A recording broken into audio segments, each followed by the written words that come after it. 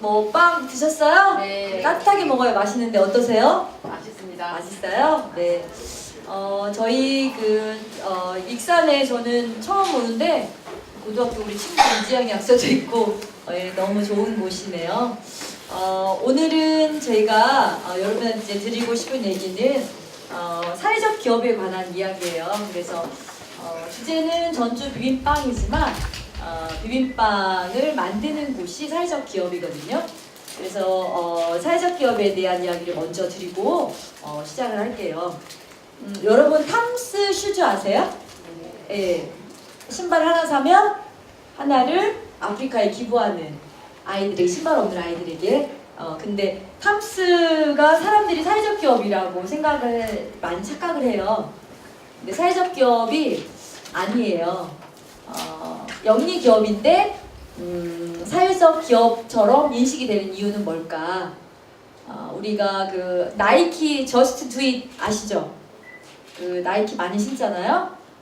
이미지 광고 때문에 이렇게 뭐 기부도 많이 하고 이러는데 그 아프리카의 한 아이가 그 나이키 축구공을 손으로 꿰매는 것이 잡지에 실리면서 막 큰 반향을 일으켰죠. 그래서 뭐 기업 이미지가 한꺼번에 몰락하기도 하고 그랬어요. 근데 영리 기업, 사회적 기업은 착한 일 하는 곳 아니에요? 이렇게 얘기를 많이 하거든요. 근데 이런 영리 기업도 착한 일을 많이 하죠. 탐스나 뭐 다른 우리나라의 뭐 SK나 이런 데처럼 현대도 많이 하고요. 삼성도 많이 하고 많이들 하는데, 그러면 어떤 차이적 기업하고? 근데 탐스 슈즈가 작년에 매출이 우리나라 돈으로 2천억이에요. 그러니까 신발을 한 1,000만 기업은 이윤의 3분의 2 이상을, 3분의 2 이상을 사회적인 문제를 해결하는 데 써야 되는 곳이 사회적 기업이에요. 그러니까 사회적 기업이 영리 기업도 착한 일 많이 하는데 그거 참 괜찮은 기업 아니에요? 이렇게 얘기할 수 있지만 법적으로 그렇게 규정이 되어 있다는 거죠. 우리나라는. 네, 우리나라는 또 나라마다 달라요. 왜냐하면 사회적 경제에 대한 법이 이제 제정이 안 되어 있기 때문에 나라마다 다른데, 우리나라는 사회적 기업 인증을 받으려면 인증을 받고 난 이후에도 이윤의 3분의 2 이상을 사회를 위해서 환원을 해야 돼요. 그것이 그 어떤 것이든 뭐 직접 후원을 하든 일자리를 만들든 뭐 이렇게 기부를 하든 관계없이. 그래서 첫 번째, 그것이 다르다는 거, 영리기업하고. 두 번째, 사회적 기업은 사회 문제를 해결하기 위한 아이템, 제품을 팔든 서비스를 뭐 만들든 문화 사회적 기업도 많고 교육 사회적 기업도 많죠. 그 사회 문제를 해결하는 곳에서부터 아이템을 찾는 거예요. 근데 이제 한국은 보통 정부가 여러분 IMF 이후에 그 실업자들 굉장히 많이 나왔죠. 저도 2016년 3월에 벌써 2년 전이네요. 3월에 서울에 갔다가 내려오는데 한강을 지나거든요.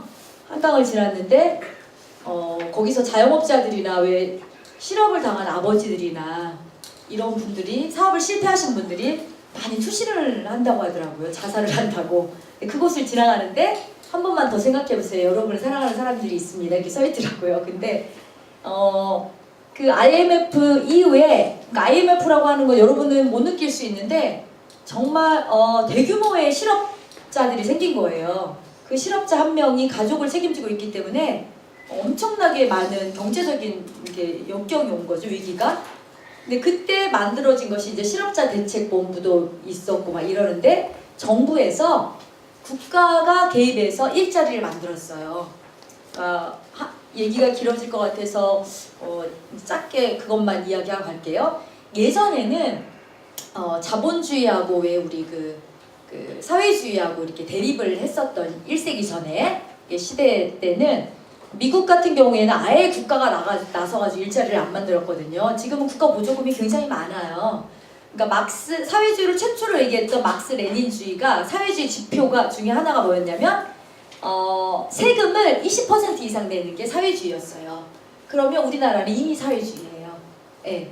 우리는 20% 가까이 내거든요.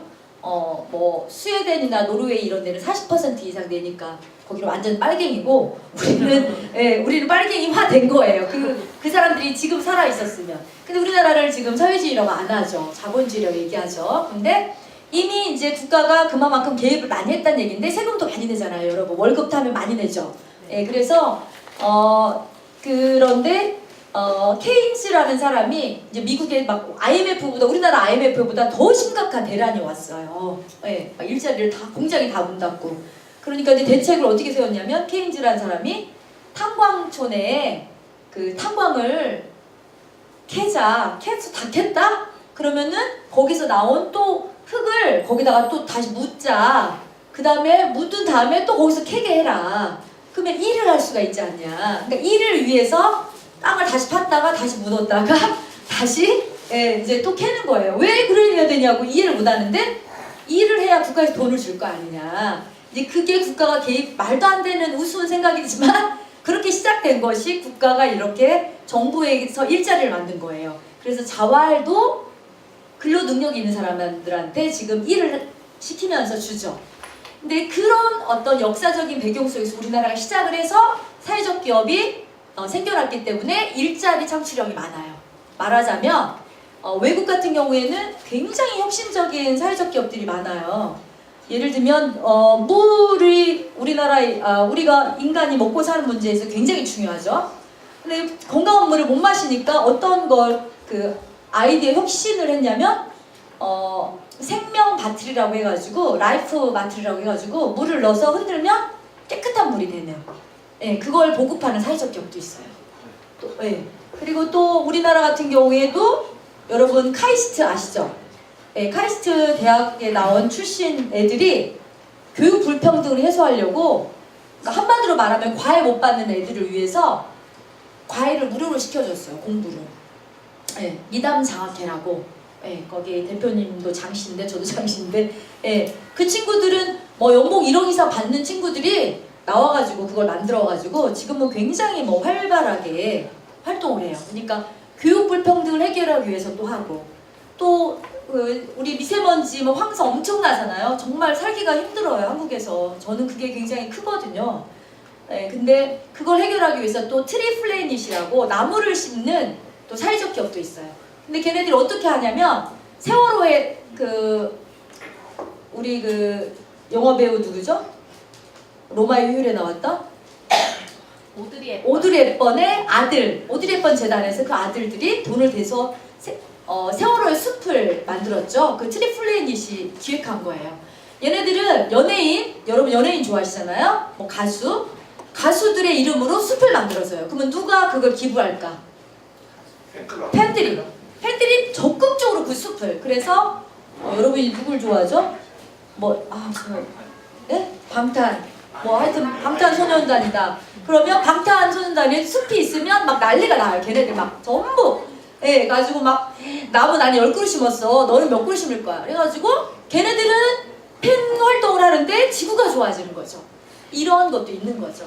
제가 이제 왜 앞서서 이렇게 얘기하냐면 이렇게 사회 문제를 해결하려고 하는 어떻게 너는 어떤 사회 문제를 해결하고 싶어? 라는 고민에서부터 사회적 기업이 시작해야 돼야 되는데 한국은 보조금 준대, 지원금 준대, 내가 좀 좋은 일 좀 해보려고 이렇게 시작하면 어떻게 되냐면 10개 중에 1개 반만 수익을 내고 나머지는 다 문을 닫아요.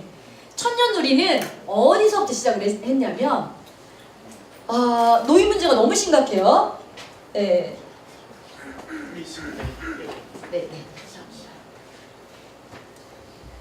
전북 지역의 노인 문제가 너무 심각한데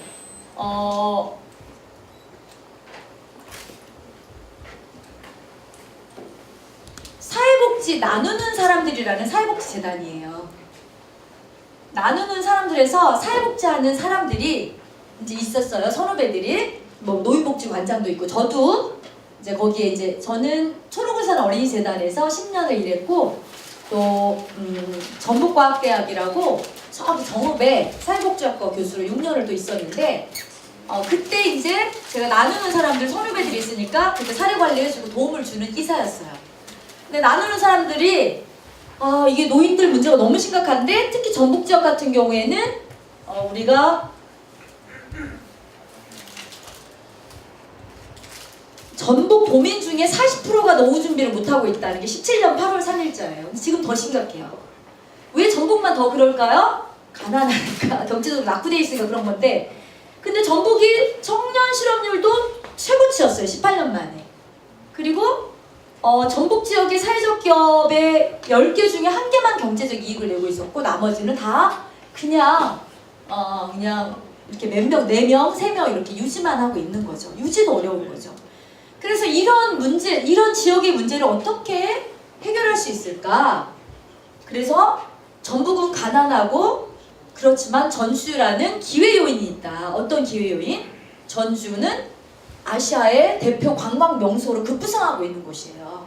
그래서 10년 전에 전주가 100만이 와가지고 막 난리가 났었거든요. 50만이 온다고, 60만이 온다고 관광객이 지금 1000만 찍었어요.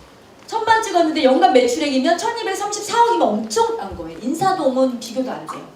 그래서 아시아뿐만 아니라 전 세계의 여행지를 소개하는 롤링 플랜이 돼서 2017년에 꼭 가봐야 될 도시를 소개를 했는데 한국도 아니고 전주를 딱 소개를 했어요. 전주를 딱 소개를 할 정도로 급부상하는데 이제 뭐 이렇게 한국에 들어오는 비행기 안에서 어디 가실 거예요? 외국인들한테 물어보면 전주 가려고 지금 한다고. 예전에는 다 경주, 제주도 갔어요.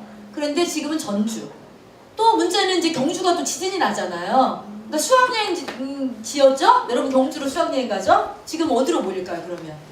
전주. 네.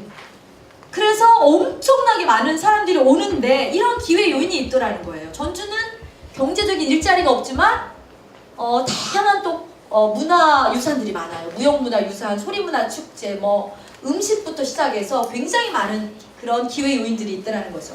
그래서 저는 이런 지역의 취약계층들이 일자리 빈곤 문제를 우리 지역의 기회 요인으로 해결을 하고 싶었어요. 그런데 전주에 오면 비빔밥을 다 먹는데 비빔밥을 들고 갈 수는 없잖아요. 여러분 도쿄 가면 뭐 사와요? 도쿄 바나나 사오시죠? 예, 바나나빵. 도쿄는 바나나 산지가 아닌데 도쿄 바나나빵을 누구나 다 들고 와요. 예, 왜 그럴까? 바로 맛있으니까 맛없다는 사람도 많아요. 뭐 때문에? 다 누구나 다 사오니까 사오는 거예요. 도쿄에 가면 관광 선물을 사와야 되잖아요. 엄마도 주고 지인도 주고 나 갔다 왔으니까. 예, 전주에 오면 전주 걸 사가야 되는데 막걸리를 들고 갈 수도 없고 밥을 들고 갈 수도 없다. 대표 상품이 없다. 물론 초코파이가 있긴 하지만 초코파이가 지금 너무 약하니까 전주의 정체성을 드러낼 수 있는 비빔밥을 빵에 넣자. 빵이 고지방이라고 하는 걸 깨기 위해서 처음에는 밥도 안 넣었어요. 현미 지금은 한 숟가락 들어가는데 온갖 신선한 채소와 건주에 유명한 콩나물부터 신선한 채소를 전통 방식으로 만든 고추장으로 해서 만들어서 해보자 했는데 여기 보이시면 2013년에 매출이 이만큼이었어요. 500만원. 14년에 또 이만큼. 5천만원이구나. 5천만원. 그 다음에 15년에 이만큼이었어요. 관광객 수네요. 죄송해요. 뒤에 있구나. 요렇게 이제 저희가 여기 지금 여기에 있는데요. 그래서 이 비빔밥을 만들어야 되는데 2010 사회복지 이제 그 재단에서 만들기 시작했다고 했잖아요. 그래서 어르신들을 7명이 시작을 했어요. 그래서 SK이노베이션에서 비빔빵을 만들겠다고 아이디어를 냈더니 이제 경쟁력을 뚫고 이제 지원을 받아가지고 시청 앞에 원도심에 가장 싼 곳, 6시 되면 사람이 아예 없는 곳에서 노인들이 7명이 일을 하기 시작했던 거예요. 비빔빵을 개발하려고. 근데 2년을 개발을 했는데 계속 실패하는 거예요. 계속 실패해가지고 이때 2012년부터 이제 막 2014년 고민했는데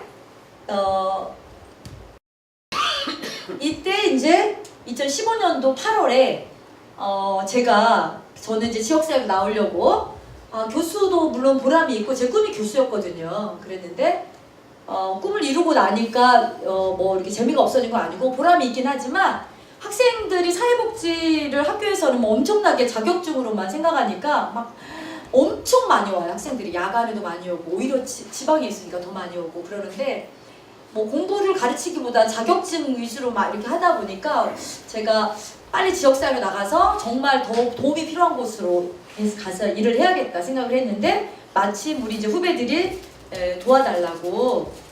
저는 사회적 기업의 이론적으로만 알고 있었죠. 왜? 사회 문제를 해결할 수 있는 유일한 대안은 사회적 기업밖에 없다라고 생각했어요.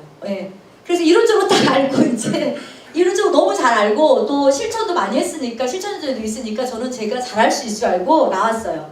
과감하게 나왔는데 비빔빵을 2년 동안 실패를 했더라고요. 근데 그때 월 매출이 500만 원도 안 됐어요. 하루에 뭐 5만 원 빵을 못 팔 때도 있었으니까 말 다 했죠. 7명의 노인들이. 그 주변에 뭐 이불집도 있고 뭐 음식점도 있고 그러는데 그분들이 그 전주 빵 카페는 그 어른들이 공무원인 줄 알았대요. 9시에 출근해가지고 뭐 한 빵 좀 한 4시간 걸리거든요. 빵 나오는데 4시간 좀 한 2-3시쯤 빵 나오면 2-3시간 빵 팔고 딱 문 닫고 간대요. 그래서 시에서 운영하나 보다. 경쟁이 빵집에서 5시, 6시에 문을 닫는 게 말이 안 되지. 그것도 거기는 완전 온도심인데. 그러니까 가니까 하루에 5만 원도 못 팔고 갔더니 그나마 호두파이는 베스트셀러로 팔고 있었는데 뭐 차별성이 전혀 없었어요. 뭐 우리 밀도 안 쓰지, 빵도 모양도 안 예쁘죠. 뭐 앙금빵, 단팥빵 이런 거밖에 없었어요. 그래서 복지관에서 이제 막 그 돈을 줘가면서 겨우겨우 유지를 하고 있었죠. 비빔빵은 왜 실패를 했냐면 그 고추장 소스로 버무린 거가 도저히 빵에 안 들어가니까 가루를 전부 말려가지고 막 쿠키처럼 굽기도 하고 뭐 이상한 기와 모양에다 넣기도 하고 막 이랬어요. 그래서 일단은 가자마자 우리 친구들도 막 제가 우리 고등학교 동창들한테도 빵 빨리 팔으라고 우리 선물 주라고 강매하고 선후배들한테 전부 강매시켜서 일단 어른들 인건비를 줘야겠다. 그래서 기본 150만 원 줘야겠다. 시작해서 1,500만 원 매출을 일단 올렸어요. 그래서 올리고 너 6개월 동안 우리 빵 한 달에 100만 원치 사줘야 돼 하는 사람들을 몇 명을 이제 이렇게 한 20-30명을 이렇게 부탁을 해놓고 이제 연구를 했어요. 비빔빵밖에 살 길이 없다. 왜? 제가 해결하고 싶었던 사회 문제는 노인들이 일할 수 있는 거였어요. 나이가 들면 어머니 몇 살이세요? 황금 개띠. 개띠면 몇 살인 거예요? 61. 61인데 이렇게 젊으세요. 요즘은 60이 넘으면 노인이 아니에요. 정말로. 그래서 정년퇴직을 하더라도 다 막 처녀 총각들이에요. 그런데 그때부터 수입이 이제 있다 하더라도 수입이 끊기는 경우가 굉장히 많아요. 자식들을 또 뭐 키우고 이러면서 그런데 마땅한 일자리가 없는 거예요. 고급 인력들도 많고 이러는데 그래서 이런 마땅한 일자리가 없는 상황에서 지역에서 비빔빵을 만들면 굉장히 큰 일자리의 지속성을 담보할 수 있는 큰 어떤 그 기회를 만들 수 있겠다 싶었던 거죠. 그래서 비빔빵밖에 없다고 생각을 했기 때문에 비빔빵을 만들기 위해서 이제 노력을 했어요.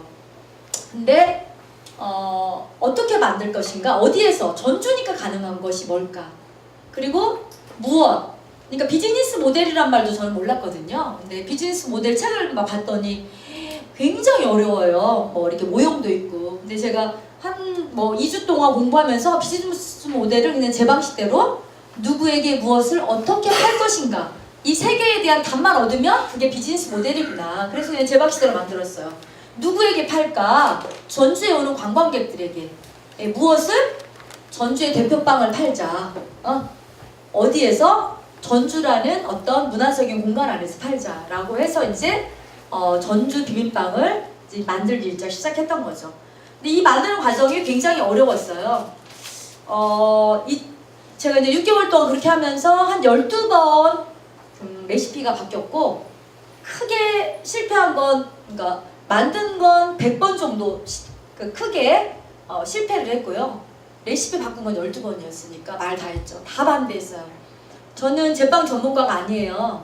물론 빵을 좋아해가지고 빵순이어서 빵을 시골에 살아서 빵이 너무 막 고급져 보였고 빵이 너무 먹고 싶었거든요. 그래서 이제 일하기 시작하면서부터 빵을 먹으면서 빵순이었거든요. 파리바게트에 막 하루에 한 달에 한 50에서 100만 원 정도 막 무조건 어디 가면 무조건 빵 사고 선물 드리고 막 이랬었어요. 근데 이제 제가 2년을 빵을 또 배웠었어요. 예. 그래서 빵 전문가는 아니지만 빵을 집에서 매번 만들어 먹고 또 아버지가 아프셔서 통밀빵 맨날 만들어서 드리고 이랬거든요. 근데 저를 도와준 30년 된, 20년 된 제빵 전문가들이 많았어요. 뭐 이태리에서 공부하시고 계신 분도 계시고 독일에서 공부하신 아주 유명하신 분들 많아요. 근데 그분들이 전부 말렸어요. 장 교수 안 돼. 아무리 좋은 뜻을 가지고 있어도 비빔빵은 안 돼. 예. 왜 기존에 있는 사람들이 생각을 못했을까? 생각했어. 근데 못 만들어. 수분이 너무 많아. 그리고 마요네즈를 넣으면 그러니까 모든 야채빵, 여러분 군산 이성감 야채빵 아시죠? 근데 일반 빵집에 있는 모든 야채빵은 소스를 마요네즈로 버무려요. 왜냐하면 수분을 막아주고 빵 속으로 스며들지 않거든요. 어느 정도만 스며들게 하는 거예요. 근데 전통 고추장 소스로 불가능해 거죠. 예. 불가능하다고 다 말렸어요. 제과 제빵 장인들이 전부. 그래서 전주에 유명한 기능장님들도 다 도와주셨거든요. 근데 저는 그 말이 하나도 안 들렸어요. 저는 될 거라고 생각했어요. 네, 그래서 수없이 했는데 그 지점을 찾아서 이제 특허를 드디어 이제 출원을 하게 된 거죠. 그래서 비빔빵 제조 방법에 대한 걸 특허를 출원했어요. 아직 등록은 못했고. 근데 이제 안 된다고 한 사람들이 다 놀랬어요. 어떻게 됐어? 어떻게 했어? 그래서 이제 혼자는 불가능했고 채소를 각자 볶는 지점이 다 달랐어요. 예, 콩나물 데치는 거 따로 데치고 양파 볶는 거 따로 하고 두부 이런 모든 수분이 있는 걸 그 지점을 가장 아삭아삭하지만 수분이 덜 나오는 지점을 찾아가지고 그거를 다 기록을 해서 중불, 약불 이런 것까지 해가지고 고추장 소스를 또 전국에서 다 지졌어요. 근데 너무 짜요, 시중 고추장이. 그래서 저기 장수군 산골의 할머니들이 직접 엿기름을 길러서 전통 방식으로 조청으로 만든 고추장으로 했어요 또. 그랬더니 맛이 또 깊고 그래서 이제 완성이 된 거죠. 그래서 완성이 되었는데 이제 너무 환호성을 질렀죠. 이제 우리 됐다 라고 했는데 저는 비빔빵만 개발해 놓으면 될 줄 알고 6개월 뒤에 사실 학교로 돌아가려고 했었어요. 그래서 학교에다 휴직만 해놓은 상태였거든요. 근데 6개월 뒤에 완성이 됐음에도 불구하고 안 되더라고요. 그때 서울에 제가 왜 자살하는 그 다리를 한강다리를 지나갔냐면 1,000만 원을 준다고 해서 공모 사업을 지원하러 갔어요. 사회적 기업 진흥원에. 1,000만 원이면 굉장히 큰 돈이었어요. 왜냐하면 우리는 빵을 포장을 지금 이렇게 빵이 예쁘잖아요. 이렇게 글씨가 이거 설빙 글씨 써준 분이 무료로 써준 거예요. 예, 글씨야. 그분은 하나 써주는데 1,000만 원 받거든요. 근데 우린 5개나 무료로 써주셨어요. 근데 이 포장지도 없었어요. 박스도 없었어요. 담아서 고객에게 전달을 해야 되는데 직접 매장에 와서 사가는 건 괜찮아요. 아무거나 담아줘도. 그런데 이렇게 다 표시를 해야 돼요. 예, 유통을 하려면. 요거 하나 하려면 기본이 빵 하나에 50만 원 들어요. 성분 검사하고 자가품질 검사하고 그 다음에 2달에 한 번씩 또 검사를 해야 돼요. 불가능했어요. 그러니까. 그래서 또 요 포장지를 1,000개, 2,000개 안 찍어줘요. 2만 개가 기본이에요. 2만 개를 찍으려면 예산이 엄청난 거예요. 예, 그러니까 정말 자본이 없이는 불가능하구나. 장윤영은 사회적 기업에 대해서 이론만 알았지 너무 순진했구나. 정말 순진했어요. 그래서 전 10원이 그렇게 중요한지를 여기 와서 알았어요. 10원 여러분 우습게 보시잖아요. 제가 요거 5원 깎으려고 막 1원 깎으려고 엄청 노력해요. 1원도 안 깎아준다고 하면 0.5원이라도 깎아주세요. 그렇게 얘기할 정도로. 그래서 벽에 붙였어요. 그래서 1,000만 원을 준다고 하길래 갔는데 새벽에 막 할머니들이 야 이제 우리 박스 만들 수 있다 해가지고 새벽에 2시부터 나와가지고 막 빵 만들어가지고 저는 막 혼자 제 작은 차에다 싣고 갔어요. 3시간 반에 걸쳐서 갔는데 또 4시간을 기다려서 5분 발표를 했어요. 네, 5분 발표했는데 혼자 막 7층까지 가지고 올라가서 5분 발표했는데 뭐 먹어보지도 않은 사람이 이거 맛없게 생겼네 막 이래요. 심사위원들이 막 정말 당황스러웠어요. 저도 심사를 많이 봤지만 그런 심사위원들은 처음 봤어요. 공공기관인데 근데 저는 그런 걸 처음 경험한 거죠. 어쨌든 안 됐다 생각하고 관심이 없구나 사람들이 생각하고 나오는데 주차비를 저한테 내래요. 1시간 무료고 제가 4시간 기다렸잖아요. 근데 왜 내 잘못도 아닌데 주최 측에서 잘못한 건데 내가 내냐. 돈이 아까워서 그런 게 아니라 이건 말이 안 된다. 그래서 전화했더니 줄 수 없대요. 그래서 진짜 안내 보내줘요. 제가 자존심이 있어가지고 이거 공공기관 이게 무슨 말도 안 되는, 아니 5분 만에 안 끝날 것 같으면 미리 스케줄을 조절했어야지. 어떻게 이런 일이 있을 수가 있냐. 내 잘못이 아닌데. 근데 어쨌든 제가 내고 나왔어요. 나 집에 가야 되니까. 그래서 한강다리를 지나는데 눈물이 흐르는 거예요. 할머니들이 전화했어요. 대표님 어떻게 됐어요? 막 그러는데 빵 새벽부터 만들어 갔으니까. 네, 근데 안 됐잖아요. 그래서 막 눈물이 엄청 흘렸는데 제가 사람들이 왜 사업하는 사람들이 한강에서 이렇게 뛰어내리는구나. 그 심정을 알았다니까요. 그래서 그날이 또 제 생일이었죠. 그래서 이제 제가 그날 내려와가지고 엉엉 울면서 그 공공기관에서 심사를 본 글을 썼어요. 블로그에 그냥 올리려고. 그래서 이제 또 민간기관의 심사를 또 봤죠. 제가 여러 군데에서. 교수니까 그런 걸 잘 쓰잖아요. 그래서 막 여러 군데를 넣었어요. 민간기관과 공공기관을 비교를 해가지고 글을 올렸는데 그게 한 10만 명이 읽기 시작한 거예요. 그래서 지금도 사회적 기업 진흥원 치면 그게 이제 메인에 떴어요. 한 6개월간은. 그러니까 막 원장이 전화하고 본부장이 전화하고 난리가 났어요. 예. 저는 근데 그걸 내릴 생각이 없었거든요. 그래서 천년누리 전주 비빔빵이 알려지기 전에 장윤영 대표가 왔어. 그 글 쓴 사람이야 라고 소문이 났어요. 제가 공모 심사 보러 가면 발표하고 이러면 저 어떻게 이게 용감하게 그런 글을 썼냐고. 자기는 5시간 기다려도 못 썼다고. 저는 몰랐어요. 5시간 기다리는 사람이 있는지. 근데 이제 제가 왜 용감하게 그렇게 쓸 수 있었냐면 사회적 기업 진흥원이 사회적 기업을 도와주는 데인지를 몰랐어요. 지금은 그런 걸 안 써요. 말도 안 해요. 네. 그냥 관계 아주 좋게 지내요. 몰랐어요. 전혀. 네. 사업개발비, 일자리 지원금 전부 거기서 다 결정해요. 몰랐기 때문에 무식하니까 쓴 거예요. 그래서 눈치 안 보고 쓴 거죠. 근데 뭐 어쨌든 그렇게 써서 변했어요. 그래서 한국은 정부 주도로 만들었지만 여전히 공공에서는 일자리 창출의 실적으로만 판단해요. 그래서 올해 예산이 창업 지원으로 전부 뿌려져요. 그래서 청년, 장년, 노년까지. 그러니까 씨만 막 뿌려요. 그 다음에 2년 있다가 망해. 그러면 또 뿌려. 계속. 떡잎이 천년누리처럼 이제 비빔빵이 자랐죠. 떡잎이 자라서 나요. 그래서 미국이나 유럽처럼 큰 튼튼한 사회적 기업 나무들이 커야 되는데 지금 10년이거든요. 사회적 기업이 지원받은 지. 근데 없어요. 1호 사회적 기업이 여러분 어딘지 아세요? 몰라요. 전부 다솜이 재단이라는 곳이에요. 예, 함께 일하는 재단, 실업대체 운동본부에서 만든 곳인데 어마어마한 규모예요. 예, 뭐 200억이 넘으니까요. 예, 그런데 몰라요 사람들이. 왜?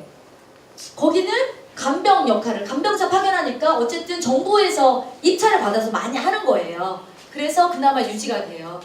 근데 죽을 똥 살똥 하면서 비빔빵을 만들어 놨지만 판로를, 패키지를 만들지 못하고 판로를 만들지 못하면 아무리 내가 사회 문제를 해결하고 싶은 혁신적인 아이템이 있다 하더라도 비빔빵을 들고 다 한 20군데를 심사를 받으러 다녔는데 아이디어가 너무 좋다.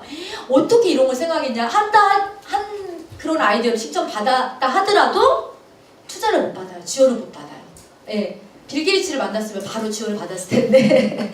예. 그래서 그런 과정을 거쳐서 안 되겠다 싶어서 이제 2016년 그 스토리 마케팅을 시작했어요. 다음 카카오 스토리 아세요? 카카오 스토리에서 연락이 와서 글 좀 써달라고 해서 이제 썼죠. 그래서 5편의 글을 썼는데 우리 어른들에 대한 이야기 썼는데 3번째 이야기가 전주 비빔빵이라고 들어보셨나요? 라는 주제였어요. 근데 아침에 우리 직원들이 계속 전화가 와요.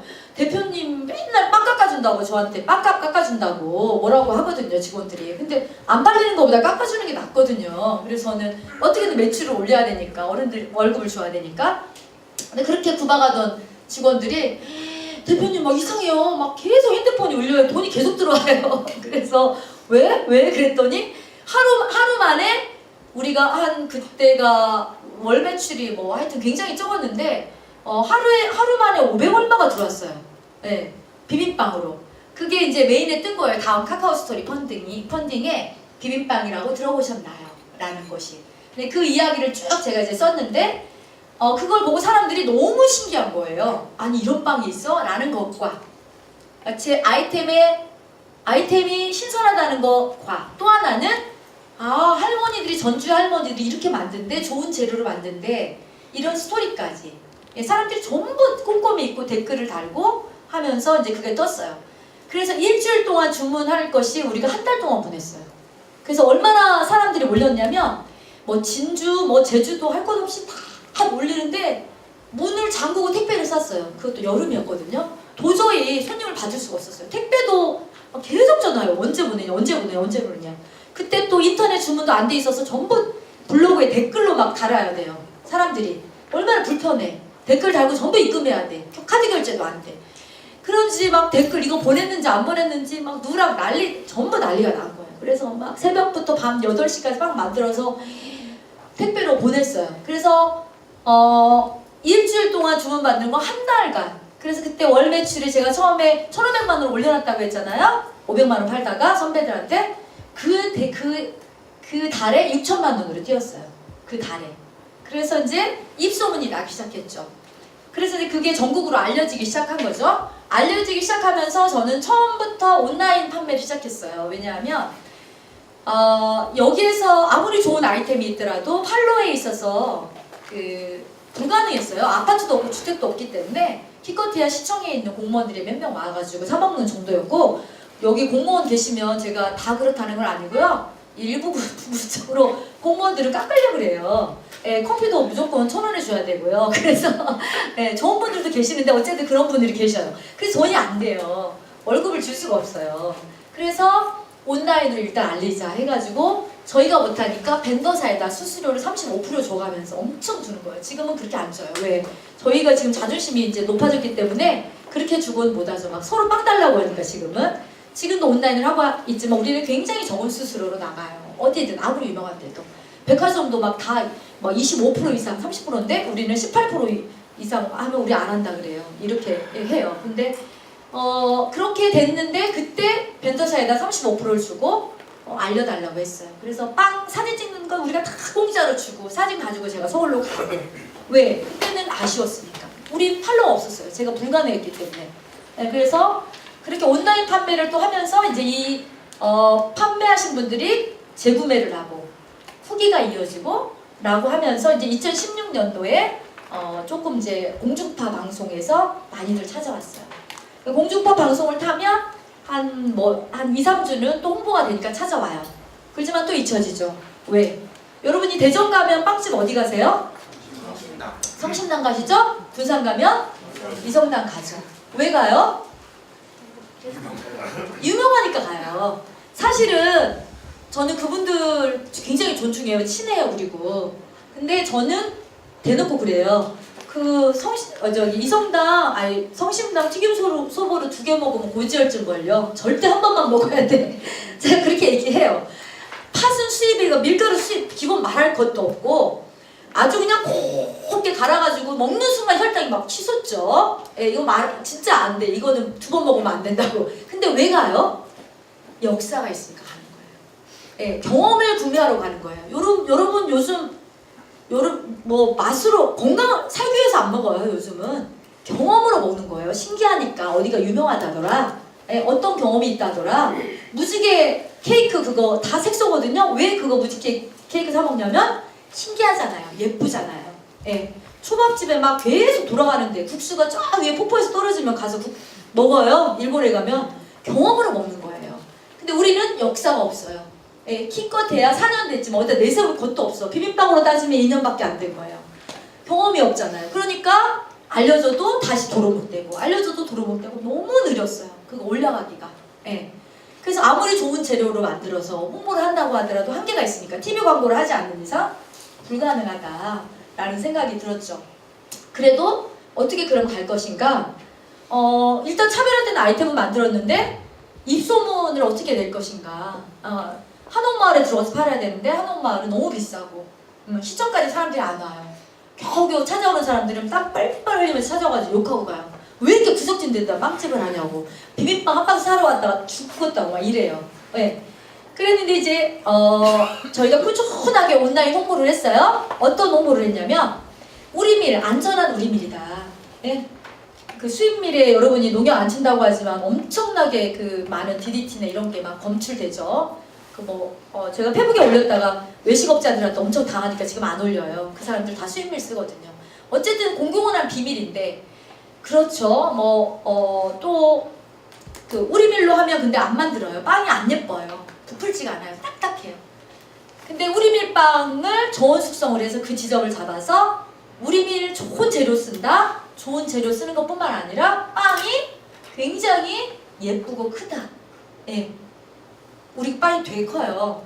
근데 이제 이게 어른들이 실수를 굉장히 많이 해요. 택배 싸는데 막 비빔빵 봉투에다 단팥빵 넣어서 보내고 막, 그러니까 막 항의 전화가 엄청나게 많이 와요. 우리 손에 너무 많았어요. 그래서 벽에 이만한 플랜카드에 택배 5배송 0% 도전 이렇게 써놓고 택배를 싸요. 그 눈이 꺼벅꺼벅하니까 막 포토 파일을 상황 파일로 보내고 이래요. 아무리 크게 써도. 그래서 지금은 택배에서 싹 뺐어요. 어르신들은. 이제 젊은 사람들 싸요. 청년들이, 손주들이. 근데 어른들이 실수하는 것 중에 고객들이 좋아하는 실수가 있었어요. 뭐냐면 120g 정량 지키려고 하면 손이 커가지고 180, 190, 200이에요. 절대 안 지켜요. 비빔빵 지금 140으로 맞춰놨거든요. 140짜리가 없어요. 전부 그 이상이에요. 네. 다른 데 빵은 70g이에요. 다. 그러니까 70g이니까 싼 거예요. 그러니까 우리 밀 이런 거 안 따지더라도 질량으로만 봐도 우리 빵이 싼 거예요. 근데 우리 빵 비싸다고요. 딱 들어오면 2,000원이거든. 단팥빵 하나에 2,500원이야? 왜 이렇게 비싸 그래? 빵이 2배예요. 사이즈가. 작게 만들려고 해도 작게 만들 수가 없어요. 근데 고객들은 일단 빵에 앙금이 많이 들어가니까 보통은 50g의 반죽을 띄고 40g을 띄고 70g을 만드니까 앙금이 30g 들어간단 말이에요. 우리는 앙금이 거의 100g 들어가요. 그러니까 막 실해요. 하나 먹으면 막 100뻘떡이 일어나요. 다시 한 번도 안 먹어본 사람이 있을지 몰라도 한 번 먹은 사람은 계속 구매를 하는 거예요. 네. 그 맛을 알기 때문에. 그래서 고객들이 너무 좋다고. 그래서 이제 저는 스트레스 안 받으려고 그냥 우리 빵 컨셉을 속이 꽉 찬 수제빵으로 그냥 이름을 붙여버렸어요. 그래서 속이 편한 우리밀, 속이 꽉 찬 수제빵. 그래서 이제 우리 스토리로도 하나 됐어요. 그게 지금은 이제 잘 지키려고 그래요. 어르신들이 숙련이 많이 돼서. 그렇게 이제 그런 맛, 크기, 좋은 재료, 또 스토리가 있어야 된다. 비주얼이 좋아야 된다. 그래서 아무리 건강한 재료를 써도 개밥 주듯이 주면 우리가 안 먹듯이 세상에서 가장 예쁘게 만들어야 된다. 그래서 지금은 엄청 예쁘게 나와요. 그래서 못 따라와요. 그래서 우리밀 빵집 하는 막 사회적 기업들이 와서 막 비결 가르쳐 달라 그래요. 그래서 막 그런 거 비주얼 마지막에는 우리의 스토리를 알려야 된다. 라고 하면서 뭐 청각장애인들이 매번 일을 못 구해가지고 막 이렇게 일자리를 찾아다니는데 저는 청각장애인을 좋아해요. 제가 청각장애인 연구를 1년 했거든요. 근데 굉장히 순수해요. 그분들이 저한테 제가 청각장애인들한테 어떤 소리가 가장 듣고 싶어요? 라고 말을 하면 2가지. 내 딸이 엄마를 부르는 소리. 2번째는 아름다운 노을이 지는데 해가 떨어질 때 나는 소리. 사실은 해가 떨어질 때 소리가 안 나죠. 근데 모르니까, 소리의 세계를 모르니까 그 소리를 듣고 싶다고. 굉장히 순수한데 그분들이 손의 감각이 좋아요. 예, 눈치가 아주 빠르고. 근데 일자리를 못 구해요. 근데 저는 그분들 데려다녔는데 다 잘려요. 의사소통이 안 되니까. 근데 저는 와가지고 수화통역사 불러가지고 교육시켰어요. 그러니까 막 엄청나게 좋아하죠. 막. 예. 그래서 중국에서 온 청각장애인도 있는데 6년을 집을 못 간 거예요. 일을 못 해가지고. 저희 집에서 1년 일해가지고 지난 9월에 추석 때 작년에 갔다 왔어요. 비행기 타고. 그래서 20일 휴가 얻어가지고 갔다 왔어요. TV에도 여러 번 나왔어요. 우리 집. 그래서 이제 이런 이야기를 스무스 뉴스 SBS에서 취재를 하고 싶다고 왔어요. 그래서 좋다고 그랬더니 취재비가 1,000만 원이래요. 그래서 제가 우리는 돈 주고는 안 합니다. 죄송합니다. 끊었어요. 끊었는데 다시 연락이 왔어요. 이제 SK이노베이션에서 저희를 도와줬거든요. 맨 초창기에. SK이노베이션에서 10가지 주제를 줬대요. 그 중에 하나가 비빔빵 이야기였는데 저희가 돈 못 준다고 하는데 그 다음에 SK이노베이션이 10가지 중에 고르라고. 근데 스무스 뉴스도 자존감이 있어가지고 돈 준다고 해도 걔네들 마음에 안 들면 안 해요. 그런데 요거 꼭 하고 싶다고 해가지고 SK이노베이션에 1,000만 원 주고 우리 사례를 찍어갔어요. 그거 뉴스 하나 1,000만 원짜리예요. 근데 그거를 올렸어요. 그 사람들이.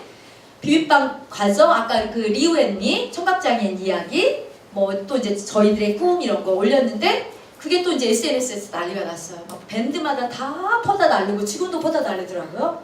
그래서 어떤 분은 너무 막 울었다고 이런 사회적 기업을 만들고 싶었어요.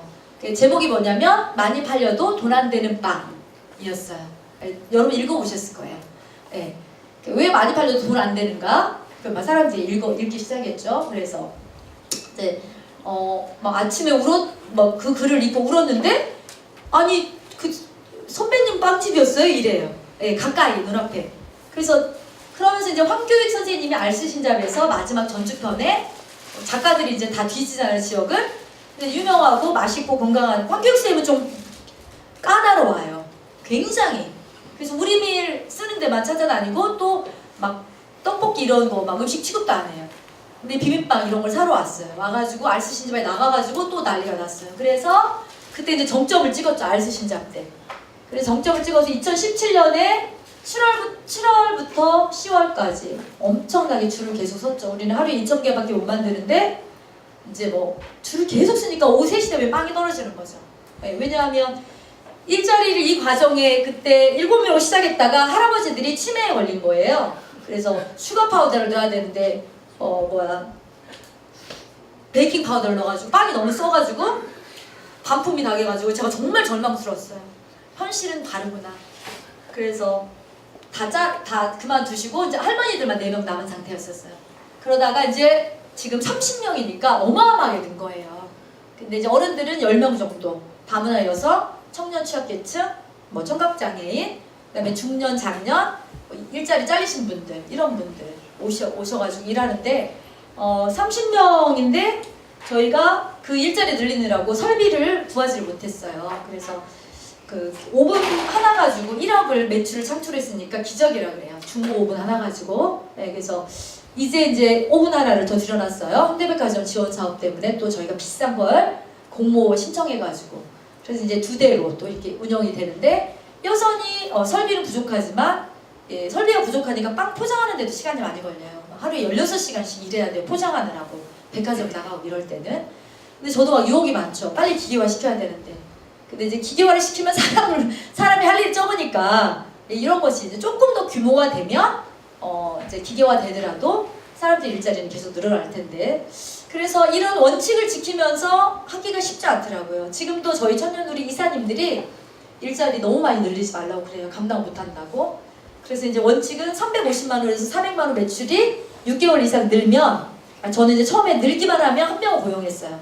사대보험 주고 퇴직금 주고 재료비 빼고 나면 그 정도가 딱 남더라고요.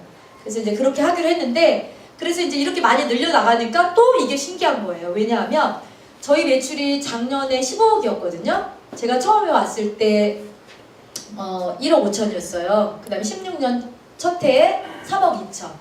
그리고 이제 15억까지 이제 뛰었어요. 2년 반 만에. 근데 그렇게 뛰고 나니까 사람들이 매출을 아무리 올려도 늘 1,000만 원, 2,000만 원 모자라는 거예요. 인건비 비중이 50%니까. 다른 데는 30%가 안 돼요. 모든 빵집이다 이런 데가. 그리고 우리와 똑같은 매출 규모인데 5명, 6명이 일해요. 5명, 6명 중에 정부 지원을 받는 사람이 5명이고 자체적으로 고용하는 사람이 1명. 우리는 정부 지원은 5명에 50%만 받고 그 다음에 이 25명을 자체적으로 일해서 해야 되니까 굉장히 막 하루하루가 전쟁이에요. 예. 그래서 팔로를 계속 찾아야 되죠. 그러니까 비빔빵이 알려져서 여러분들이 막 많은 분들이 엄청 커졌네. 이제 내가 안 팔아도 되겠네. 막 이러면 제가 아니야 멀어서 막 빵 팔아줘야 돼 막 이러거든요. 이 정도로 일자리 비중을 높이다 보니까 제가 생각한 사회 문제는 어쨌든 지역의 일자리였어요. 열정만 가진 사람들은 일할 수 있게 하자. 근데 거기 그 문제를 해결하려고 하다 보니까 차라리 빵을 만들어서 후원하는 것이 굉장히 더 쉽겠더라고요. 인건비 비중이 너무 커요, 사실. 그리고 할머니들끼리 엄청 싸우고 말도 안 들어요, 제 말도. 머리끄댕이 잡고 싸울 때도 많아요. 뭘 이제 싸우면서 이렇게 일해 나가는 거지만 그래서 쉽지 않구나. 근데 이제 그런 과정을 거치면서 저희가 이렇게 최근 2년간 월 매출이 1600%. 그래서 이 1600% 성장한 사회적 기업은 한국의 역사상 없었대요. 왜냐하면 너무 바닥이었기 때문에. 그래서 한국 사회적 기업상을 또 10년 된 1호 사회적 기업이 받은 그런 상이에요. 거기에 어깨를 나란히 맞추고 저희가 꼴등 사회적 기업인데 받았죠. 그래서 이제 더 좀 많이 알려지게 되었고요. 거의 시간 너무 많이 잡아먹었죠? 네, 마무리할게요. 근데 이제 이런 고용창출뿐만 아니라 저희 전주 비빔빵이라는 아까 떡잎이 나면 어떤 효과가 있냐면 지역사회가 변해요. 우리가 다 빵을 못 만드니까 자활에다가 초코파이 외주를 주거든요. 1년, 한 달에 한 6천만 원어치 매출을 올려줘요. 그러니까 먹고 살고 남아요, 거기는. 그 다음에 이런 일자리가 없는 사회적 기업들이 있어요. 그럼 거기다 우리 빵 만들려고 또 해줘요. 예, 그 다음에 어른들이 만든 식혜 같은 거, 이런 거 우리가 다 팔아줘요. 그러니까 그 사람들 한 달이 넘어도 못 파는 거를 일주일 만에 다 팔아주죠. 우리 손님들이 오니까. 예, 이런 것들. 그래서 이런 공유경제가 실현될 수 있다는 거. 그래서 저는 그 비빔빵이라고 하는 것이 누구의 아이디어였냐 이것도 중요하지만 아까 말했던 것처럼 이노베이션, 그러니까 이 세상에는 이노베이션은 없다 그러죠. 정말 100% 순수한 창조는 없고 조금 다르게 생각을 하는 거죠. 조금 다르게 생각을 한 그런 크리에이티브한 아이템과 서비스가 있다면, 또 크리에이티브한 시장을 만든다면 가능하겠다. 대기업처럼 규모의 경쟁을 못하더라도 지역에서 꾸준히 계속 일할 수 있는 일자리를 만들어갈 수 있겠구나 라는 생각을 하고 있습니다. 그래서 저희 목표는 어쨌든 우리밀 프랜차이즈, 저는 여러분 5년만 기다려주세요. 천년누리라는 브랜드로 파리바게뜨 뚜레쥬르와 버금가는 그것보다 더 잘 나가는 건강한 빵집을 여러분 집 앞에서 만날 수 있을 거예요. 제가 얘기하는데요. 막 무수히 많은 사람들이 와요. 가맹점 문의도 오고. 근데 저는 막 준비가 안 돼 있기 때문에 지금 준비 단계에 있어요. 그래서 프랜차이즈도 소셜로 해가지고 브랜드를 확장해 나갈 거예요. 그래서 지역의 일자리를 만들어가고 지역의 원재료를 사용하는 그런 걸로 해서 많은 사람들이 그 건강한 빵을 먹을 수 있는 브랜드로, 그리고 지금 저희가 베트남이나 방글라데시, 아프리카에 저희 초코파이가 나가는데 엄청 나거든요. 팔진 않고 후원이에요. 예, 근데 이제 거기에 또 자립 기술을 또 가르쳐 주려고 코이카에서 연락이 왔는데 저희가 여력이 안 돼서 못 하고 있어요. 그래서 5년 안에 전국구 확장하고 글로벌로 진출해서 지역의 대표 사회적 기업으로 이렇게 가야 될 것 가는 꿈을 가지고 있는데, 여러분들 많이 관심 가져주시고 여기에 있는 청년들이 이런 할머니의 손맛을 또 이어가 주시면 여러분들 희망도 같이 밝아질 거라고 생각합니다. 여기까지 마치겠습니다.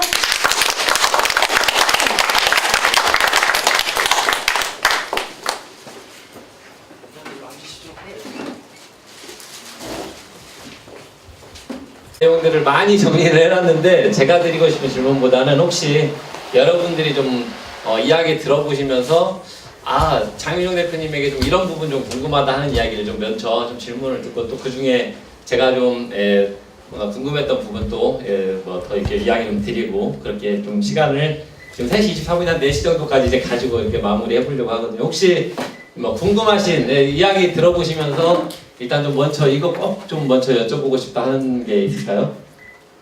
내가 이거 먼저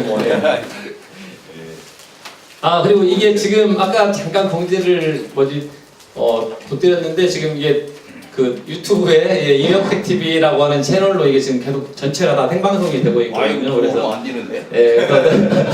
여러분의 초등학교는 뒷모습만 나가니까요. 그냥 누군지 이야기를 소개해 주시고 질문도 해주시면 좋겠습니다. 혹시 오늘 이 강연을 다시 보기 하고 싶으시면은 유튜브에 들어가셔서 그냥, 아니면 인터넷에 이명택 치시면 이명택 TV로 이렇게 들어가서 오늘 강연하신 영상은 다 보실 수 있을 것 같습니다. 네.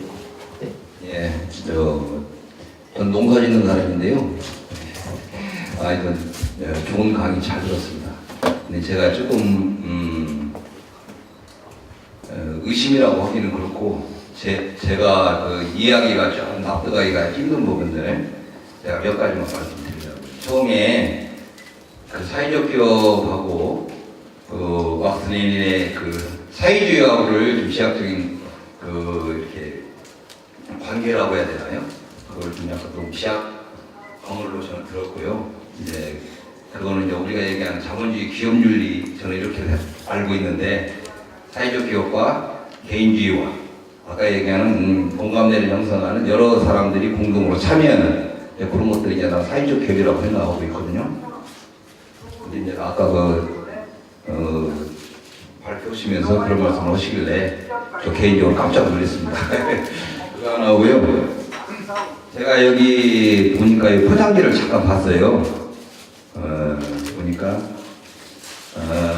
이제 첫째 어떤 이렇게 상품이 나오면 이제 뭐 호기심은 좋을 수 있는데 의심을 가게 해서는 안 되거든요. 제가 생각할 때는 아까 여기 잠깐 말씀을 하시더라고. 특허 출연 아직 등록 중이다라는 얘기는 아까 들어서 제가 알고 있고요. 그리고 특허 출연이라는 말이 여기 좀 저한테는 눈이 약간은 의심스럽게 좀 가더라고요. 그리고 여기 보면은 지금 우리밀이라고 했잖아요. 우리밀이라는 얘기가 여기 고표지에 들어가 있는데 뒤에 그 성분 표시를 보니까 우리밀 15% 써보셨더라고요. 그래서 15%라고 하는 것이 어디까지인가 그런 게 조금 저한테는 약간 좀 의구심이 가는 문제였습니다. 뭐 저 개인적으로 아니고 의구심이 가는 문제이기 때문에 혹시 이렇게 지금 잘하고 계시지만 혹시 이런 걸로 소비자들한테 혹시 네. 그거 잘못 알고 계신 거예요. 네네네. 저희 아버님도 네. 야 이거 밀 15%밖에 안 들었대. 그 말은 뭐냐면 전체 100% 중에 밀이 15%인 거예요. 그러니까요. 네, 전체 100% 중에 네. 표기사항이 전체 100% 중에 밀이 15%, 고추장은 2%, 콩나물은 11%, 우유는 몇 프로 이렇게 들어가는데 그 안에다가 전체 100% 중에 밀 15% 국산 이렇게 써야 돼요. 잠깐만요. 그래서 앞에다도 네. 우리 밀이라는 그런 것을 좀 써놨으면 어떻겠나 네. 싶어서요. 알겠습니다. 네. 참고로 제가 말씀드리고요. 그리고 이제 비빔빵은 밀의 의미보다 저희가 이제 유기농 현미쌀을 넣거든요. 그래서 네, 그걸 강조하면서 했는데 참고하겠습니다. 그리고 여기 이걸 뭐라고 해요? 리플렛. 네, 리플렛. 네. 이걸 보니까 뭐 감자, 고로케 뭐 이런 하여튼 다국적 용어들이 많이 써있더라고요. 근데 저는 개인적으로 이런 것이 우리 것에 대한 인식을 또 높이는 데 있어서는 오히려 좀 저해요소가 되지 않을 수 있겠는가 하는 생각이 듭니다. 저는 이제 뭐 이렇게 상품을 개발하는 사람도 아니고 그래서 이런 용어는 조금 우리 것하고는 좀 정사가 맞지 않는 것 같다는 느낌을 말씀드리고 싶습니다. 네. 그러니까 그 뭐라고요? 지금 리플릿에 이게 우리 밀빵이나 우리 제품 뭐 우리 토종 브랜드 이런 거 강조하는데 영어가 많이 들어갔다 이 말씀이신 거예요 지금? 일본말. 일본말. 이상한 말인데요. 예. 이상한 말인데. 네네. 그건 뭐 대표님이 잠깐 말씀해 주시죠. 보통은 크로켓이라고 하거든요. 근데 크로켓은 또 외래어예요, 영어예요. 그래서 크로켓을 쓸까, 고로케를 쓸까 없어요, 한국말이. 그래서 오븐에 또 구운 거라. 그래서 일반적으로 고로케로 이제 일본말이긴 하지만 많이 쓰길래 그렇게 쓰여 있고요. 크로켓은 또 튀긴다는 의미가 많아가지고 오븐에 구운다 이거고. 아까 그 사회주의 얘기는 제가 왜 설명을 드렸냐면 사회적 기업이 정부에서 주도해서 만들어가지고 정부에 우리의 세금으로 만들어진다 이런 얘기였고요. 뭐 사회주의 이런 거하고 관계 없어요. 네네. 또 뭐 질문하시기 전에 제가 더 뭐 이렇게 먼저 좀 가벼운 질문 한번 해볼게요. 아니 오늘은 모자를 안 쓰고 오셨어요. 우리 장윤영 대표님 페이스북에 들어가 보시면 그 모든 사진에 거의 100% 모자를 쓰고 계시거든요. 그리고 구제 옷만 입으세요. 네, 그러니까 그 환경을 상당히 생각하시면서 뭐 하루에 8천억 벌이 만들어진다고 이렇게 써놓으셨던 거. 예, 하여튼 엄청나게 많은 옷이 만들어지고 소비되고 하는데 그런 것들도 뭔가 어떤 우리 환경을 생각하시면서 그다음 뭐 그런 생각들을 이렇게 좀 담아놓으신 글이 있던데 혹시 모자가 정말 몇 개나 되시고 모자를 항상 쓰고 다니시는지 모자 쓰시면은 그 모습이 뭐 안 쓰셔도 물론 아름다우시는데 혹시 어떤 뭐 그런 이유가 있으신지 가벼운 내 질문 하나. 뭐냐면 빵집에는 무조건 모자를 써야 돼요. 미생모를 써야 되는데 저는 안에서 초창기에는 안에서 어른들 빵 만들고 이럴 때 굉장히 그 밀접하게 관계를 했거든요. 그러다가 또 손님이 오면 밖에 나와야 되잖아요. 저를 찾아오는 손님 있거나 아니면 또 이제 어디 발표를 하거나 그러면 또 가고 또 강의도 가고 그래야 되니까 일반 위생모 말고 이런 모자 있잖아요. 이런 모자나 좀 일반적으로 어디 사람 만나도 불편하지 않는 그런 모자를 늘 써요. 예, 근데 이제 오늘은 제가 그냥 빵집에 안 가고 오전에 사회적 기업 협의회 심사 보고 오느라고 거기 들렀다 와서 예, 빵집을 안 가는 날은 모자를 안 쓰고요. 빵집에 가는 날은 모자를 늘 씁니다. 네, 그리고 네, 여러분들 옷을 굉장히 환경 문제, 이산화탄소 배출을 가장 많이 하는 게 의류 산업이래요. 8,000억 개가 하루에 만들어지거든요. 그래서 저도 된장녀였어요. 맨날 백화점 가서 비싼 거 옷 사 입고 이랬거든요. 근데 지금은 네, 구제 옷이 너무 많아서 구제 옷이 또 예쁜 게 많아요. 잘 고르면 요 전주는 있는데 익산에도 아마 있을 건데 구딜 스토어 있죠? 없어요? 어쨌든 구딜 스토어라는 그것도 사회적 기업이에요. 예, 미국에서 목사님이 만든 1800년대에 장애인들 일자리를 만든 곳인데 여러분이 한번 입은 옷을 거기 갖다 주면 순환해서 입는 거예요. 저도 거기 갖다 주고 거기서 또 입고 그러거든요. 그래서 청바지랑 지금 신발이랑 전부 구제예요. 그래서 저거 아까 입은 바바리도 구제고 근데 브랜드는 굉장히 좋은 거예요. 그래서 그거에 또 빠지면 나름대로의 멋이 있어요. 그래서 여러분이 좀 그 된장녀에서 개념녀로 제가 좀 공부하고 있습니다.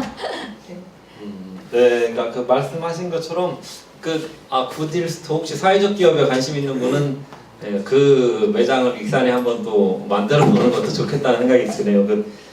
말씀하신 대로 거의 모든 입고 계시는 되게 워낙 옷걸이도 좋으시고 미인이셔서 그럴 수 있는데 15,000원 정도면 다 해결되는 비용에 옷을 입고 계신다고 이제 이렇게 많이 표현해 놓으시고 하셨어요. 아까 보니까 하루에 8억 벌 정도의 옷이 만들어진대요. 우리 이 지구상에서. 그래서 엄청난 어찌 보면 이게 환경에 있어서 미친 영향들이 이제 있거든요.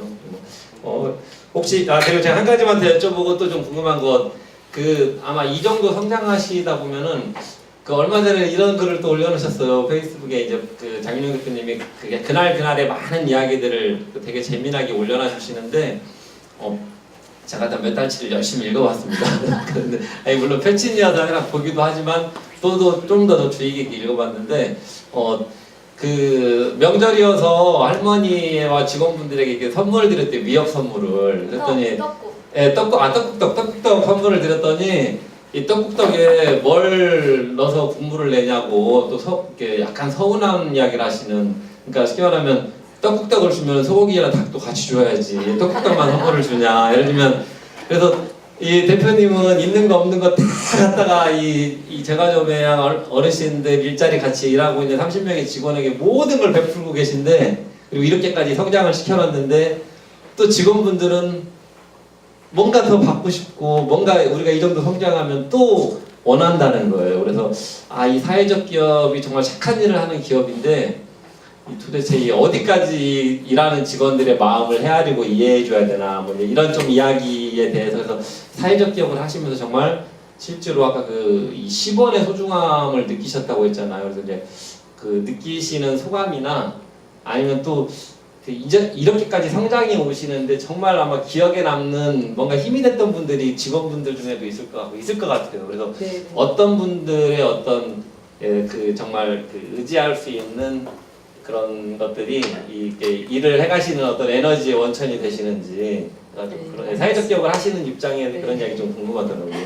저희가 이제 처음에 도시락을 싸고 다녔어요. 할머니들이 노인 일자리라서. 근데 도시락을 싸고 다녔는데 너무 안쓰러워서 제가 쌀을 제공해 줄 테니까 반찬만 가져와서 드시라고 해서 쌀을 제공해서 따뜻한 밥을 해서 먹었어요. 근데 이제 좀 바쁘고 또 매출이 올라가니까 제가 반찬도 시켜주고 찌개도 시켜주거든요, 지금은. 근데 이제 예산이 없으니까 너무 많은 사람들이 먹어야 되니까 이제 막 반찬이 막 많이 이렇게 막 화려하진 않아요. 그래도 부족하지 않게 맛있게 먹었는데 사위가 왔어요. 일하시는 분의 할머니가 비빔빵이 막 알려지기 시작할 때 MBC에 취재 나왔는데 사위가 와가지고 어른들 일 시켜놓고 이 반찬이 뭐야? 막 풀떼기만 쪄! 막 이러고 막 소리 지르고 그랬어요. 예. 거기도 나오는데 그래서 제가 막 울었어요. 그때 처음으로 그 사위가 왜 어른들 일 시키면서 그렇게 하냐고. 사실 근데 저는 시골에서 뭐 쌀이며 김치며 뭐 고냉지 이런 거 싹 갖다 주거든요. 한 번도 돈 안 받고 그냥 갖다 주는. 그래서 이렇게 그동안 먹어왔는데 뭐 때때로는 또 뭐 고기도 구워 먹고 뭐 명절 때마다 다 챙기고 매번 그랬죠. 떡국 끓여 먹고 그랬는데 그런 일이 있었어요. 근데 그분이 원하는 건 점심시간에 점심시간에 쉴 데가 없으니까 돈을 달라는 거였어요. 그 사이가. 네, 점심시간 일한 거. 그래서 오늘 못 준다. CCTV 보면 할머니들 다 쉬고 있는데 어떻게 주냐. 네. 근데 이제 언론에도 얘기한다고 해서 얘기하시라고 괜찮다고 이제 그런 일도 있었어요. 그래서 조금 유명해진다고 하면 막 대표 나와 뭐 여사장 나와 해가지고 너 얼마나 잘 먹고 잘 사냐고 막. 저는 사실 점심 안 먹으러 같이. 왜 그러냐면 마음이 너무 아파요. 그래서 안 먹고 있는데 노동자가 되면 근로자가 되면 아기가 되는 것 같아요. 이제 제가 입장이 다 다르잖아요. 그래서 또 본인들 말고 가족들이 주위에서 좀 부추겨요. 가족들이 사회적 기업의 이윤을 남으면 다 같이 기업의 발전을 위해서 쓰는데 저희 아직까지도 그 사위가 찾아왔을 때 2천만 원 적자예요. 다 보여줬어요. 우리 직원이 남자 직원이 회계 직원이 보여줬는데 대표 월급까지도 다 보여줬어요. 대표 월급 처음에 120만 원 받다가 이제 200만 원 받는다고 이렇게 보여주니까 할머니보다 제가 조금 받았거든요. 맨 처음에. 그러니까 그분들이 이제 말 안 하고 나왔는데 지켜본다고 막 저에 하고 갔어요. 근데 저는 마음에 안 맞으면 그만두셨으면 좋겠는데 또 그만두지 않으세요. 어르신들이. 왜냐하면 좋은 일자리거든요. 하루에 뭐 10월 달에 쉬는 날 같은 데에는 저희가 1.5회를 쳐서 주거든요. 10월 달 연휴가 많았잖아요. 작년에 열흘 동안. 그러면 반절만 나와도 굉장히 많이 버니까 200만 원 넘게 받아가세요. 그러니까 그만두시면 좋겠는데 그만 안 두시고 또 일하세요. 그래서 저도 그렇게 얘기하죠. 끝까지 열심히 일해 주시라고. 그래서 떡국떡을 드렸더니 진짜 진지하게 뭐 넣고 국물 내냐고. 그래서 전 놀랬어요. 저는 멸치 국물이나 아니면 그냥 맹물에다 집간장하고 마늘만 내서 먹어도 맛있거든요. 계란 하나만 풀고. 그 놀랬는데 제가 농담으로 그냥 받아치면 됐었거든요. 이번에 월급 탄 거 가지고 사 먹으면 되지 이러면 됐는데 너무 긴장을 해가지고 말을 못하고 그냥 나왔는데 할머니 한 분이 저한테 대표님 애쓰는 거 하늘이 알고 땅이 아니까 너무 힘들어하지 말라고 눈물이 나더라고요. 그분이 오랫동안 저희 곁에 있었던 분이에요. 비빔빵 소스 개발할 때 늘 저하고 두 분만 알아요. 그분하고만 있었던 분이에요. 그런 분들이 이제 옆에서 많이 도와주시죠. 그래서 결국은 사람만이 희망인데 사람만이 희망일까? 이렇게 제가 막 의구심도 가져요. 근데 그래도 어쨌든 사람은 이기심이 마음속에 누구나 다 있고 상황에 따라 다 달라요. 또 노인들은 앞에서 하고 뒤에서 하고 달라요. 되돌아서면 민원 다 넣어요. 아무것도 아닌데. 그래가지고 민원 넣고 막 시끄럽게 하시고 그래요. 그래서 이제 떳떳하게 열심히 해도 또 그런 미묘한 문제들이 있더라. 근데 어쨌든 그런 걸 이겨내는 과정이 또 제가 또 배워가고 성장해 나가는 과정이겠구나. 그래서 세상을 배운다 생각하고 있고 그러지 않은 분들이 또 더 많으세요. 네, 그래서 그러면 그 소스를 같이 개발하신 그 할머님 한 분이 네. 가장 큰 직원분들 중에서는 좀 서로 의지하고 네, 네. 힘이 되는. 그러니까 다른 분들은 4시에 퇴근이면 빵 굽다가도 그냥 가요. 근데 그분은 제가 혼자 힘들까봐 계속 늦게까지 이렇게 남아주시고 2시에 새벽에 2시에도 혼자 택시 타고 오시고 이런 분들이 계세요. 그러면 그 소스의 어떻게 보면 비법은 두 분만 알고 계시나요? 네, 아직까지는 대표님과 비공개입니다. 할머니와. 네네. 그리고 이제 혹시 좀 여러분들 중에서 좀 질문하고 싶은. 네네. 저 마이크 드릴게요. 뭐 간단히 소개도 해주시고. 저는 이제 장인환 대표님의 그 명의 부장님이거든요. 그래서 그 사회적 기업으로서 이제 성공하고 각광받는 게 되게 부장스럽고 자랑스러운데요. 그 개인 장윤정의 삶은 상당히 걱정스러운 부분인 거예요. 그 어떤 사회적 기업으로 어떤 성공이라는 것을 목표로 막 달리다 보니까 개인의 삶이 너무 어떻게 보면은 약간 뭐라 그럴까 그림자를 보는 거죠. 그래서 개인의 삶을 어떻게 갈무리할 것인지, 그러니까 새벽까지 빵을 만들고 납품을 하고 이러는 과정은 어떻게 보면 그 장윤영 대표가 원하는 삶은 아니잖아요. 노동자들에게도 그런 삶을 강요하지 않잖아요. 그런데 본인은 그런 삶을 살고 있고 그게 세상 사람들에게 보여지고, 그러면 모든 사람들이 성공을 하기 위해서는 장윤영 대표처럼 개인의 삶을 이렇게 담보로 해야 되나, 그런 부분에 대한 고민이 없으신지, 앞으로 어떤 개인의 삶의 계획, 그러니까 사회적 기업으로 2025년도에 비전도 있지만 이제 그 모습을 바라보는 대표님의 삶의 비전은 어떠신지 궁금합니다. 네, 남편분에게 아마 말씀해주신 남편분에게 원래 딱 언제까지만 하시기로 하고 지금 이 일을 뛰어드셨는데 지금 계속 성장하고 있고 아까 말씀하신 대로 거의 아시아의 대표 상품으로까지, 그리고 아주 아까 5년 후에 예, 그 소셜 어떤 그런 프랜차이즈를 하신다고, 익산점을 어떻게 우리도 뜻이 맞는 사람들이 해야 되나 하는 생각이 드는데, 이제 말씀하신 것처럼 그러려면 지금 남편분하고 약속하신 원래 사회복지학과 교수님으로서 그냥 그 삶을 쭉 사시면 되는데, 예, 그래서 아마 말씀하신 것처럼 예, 친구분이 그런 부분에 되게 걱정도 되시고 앞으로 어떻게 계획이 어떠신지 궁금하신 것 같은데, 네. 근데 저보다 한 10배 이상 힘들게 살아요, 자영업자들이. 소상공인들이 조금 크는 데들 있죠. 정말 치열해요. 그러니까 그렇게 안 하면 살아남질 못해요. 예, 물론 제가 한 5명 제빵 전문가들 데리고 기계화해서 하면 남겠더라고요. 한 달에 1,000만 원, 2,000만 원씩 남는 장사가 되겠더라고요.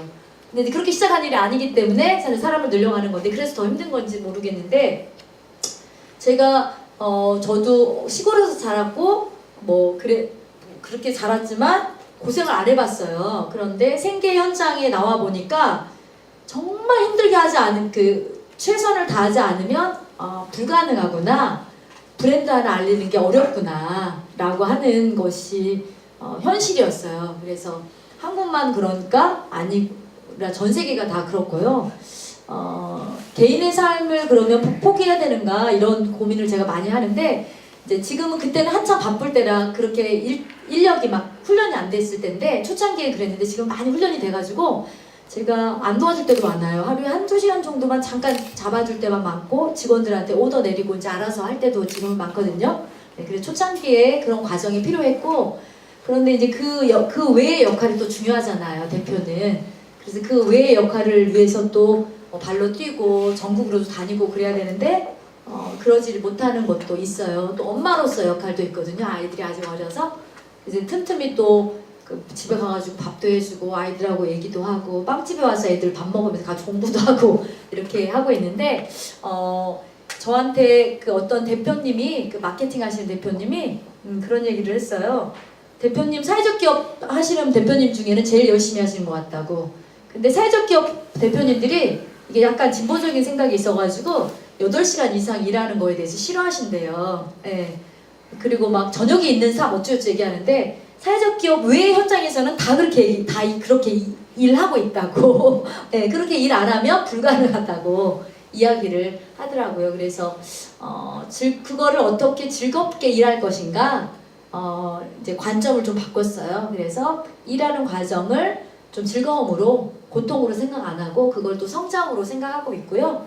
또 장윤영 개인이 좋아하는 거, 자전거 타고 막 이런 거 좋아하고 친구들 만나는 거 좋아하는데 틈틈이 좀 해나가려고 하고, 불필요한 모임들을 안 나가요. 그래서 사업하시는 분들이, 경영하시는 분들이 조찬 모임, 경영인 모임, 무슨 네트워크, 정치인 모임 다 나가거든요.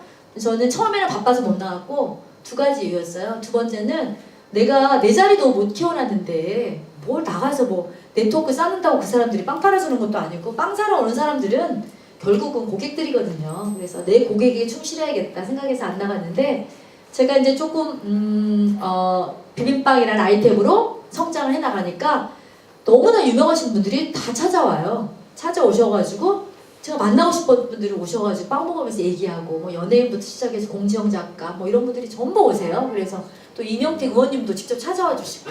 그래서 네, 우리 또 이지영, 금방 질문하신 분은 또 이지영 약사라고 여러분 한국말 보세요. 네, TV에 나온 유명한 익살이 나온 인물인데 네, 근데 이런 분들이 저에게 이렇게 삶의 질을 높일 수 있는 이야기들, 지혜를 많이 주세요. 네, 그래서 그런 과정을 통해서 성장하고 있지 않나 생각하고 있습니다. 남편분하고는 어떻게 해서 남편은 남편도 약속. 우리 남편이 저한테 딱 2년만 기회를 주겠다고 했어요. 그때도 네가 제대로 월급 못 받으면 이제 딱 끝내고 나와라. 왜냐면 네가 아이도 못 돌보지. 시부면 제가 명절 때도 못 가고 당일날 아침에 가가지고 밥만 먹고 오거든요. 뭐 제대로 역할을 못 하니까 그랬는데 그 2년 딱 됐을 때 2015년 8월에 제가 들어왔잖아요. 2017년 8월에 터졌잖아요. 이게 2월에 계속 3개월 동안 줄 서 있으니까 남편이 한 말도 안 하고 도와줘야지. 그래서 지금은 본인이 막 해준 것처럼 누가 전화가 오잖아요. 친구들한테, 남편 친구들한테. 아, 형수님 TV에 나왔어. 뭐 신문에 나왔어. 이러면 막 자랑한대요. 아, 그거 개발할 때 내가 아이디어를 좀 줬지만 본인이 그런데요. 그래서 그래서 너무 고맙죠, 사실은. 그래서 지금도 많이 도와주고는 있지만 즐겁게 해나가려고 하고 있습니다.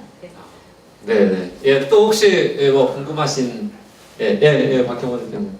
이제 저희도 사실은 이제 우리 식품 제조 가공업이잖아요. 저희도 식품 제조 가공업인데 사실 이게 우리 이제 장 대표님 같은 비빔빵으로 해서 다른 브랜드나 다른 제과점, 제빵점하고 차별화를 가져오신 거예요. 근데 그래서 저희도 이제 특허를 많이 준비하고 생각하고 있는데 사실 실질적인 질문이고 우리 이제 청년들도 많이 오셨고 창업하시고 이럴 때 특허가 사실 많이 필요해요. 예를 들어 제가 아는 그 지인 중에도 흑침대 같은 걸 특허를 내서 이렇게 하고 있거든요. 근데 그 음식 특허 같은 경우 사실 그런 이야기를 저희가 들을 기회가 사실 없어요. 저 같은 경우 상표 특허가 2개가 있는데 그거는 이제 제가 이제 전공했었던 분야라서 제가 막 쉽게 잘 하는데 그 음식에 관한 식품에 관한 특허를 낼 때 어떤 포인트 같은 거 비법을 알려달라는 게 아니고 이 포인트 같은 게 있다는 좀 말씀을 해주실 수 있나요? 저희가 특허 출원 단계인데 근데 비빔빵이다 출원 단계인데 아까 앞서 질문해 주셨는데 등록 안 됐는데 왜 써놨냐고 했는데 왜 써놨냐면요. 특허 등록이라고 안 써놓고 특허 출원이라고 그래 써놓은 거예요. 왜 그러냐면 일본에서 어느 날 연락이 왔어요. 일본에 있는 지인이 지나가다가 일본어로 어떻게 써있냐면 한국의 핫한 비빔빵 일본 열도 상륙 해가지고 빵집에서 비빔빵을 팔아요. 실제로 소고기하고 시금치 넣고 일본 재료로. 근데 일본 애들은 우리나라 김치를 상품화시킨 나라예요. 우리는 시어 터져가지고 팔로 못 판다고 했는데 걔네들은 신선식으로 막 지금 외국에 나가시면 다 여러분 일본 김치 먹어요 전부. 그 비빔빵도 우리는 지원을 또 못 받아요. 지자체가 가난해서 가지고. 그래서 비빔빵도 걔네들 정말 금방 팔겠구나 싶어가지고 해외 특허도 출원을 해놨거든요. 근데 국내 특허 출원을 왜 했냐면 또 그 대기업들에서 막 뚜레쥬르도 예전에 비빔빵을 잠깐 만들었었어요. 예, 그래서 또 동네 유명한 지역의 유명한 빵집도 뭐 팔아요 비빔빵을. 우리 전주 비빔빵이라고 안 하고 야채 비빔빵. 워낙 비빔빵이 만들기 힘들어서 저는 따라 만들 수 없을 거라고 생각했어요.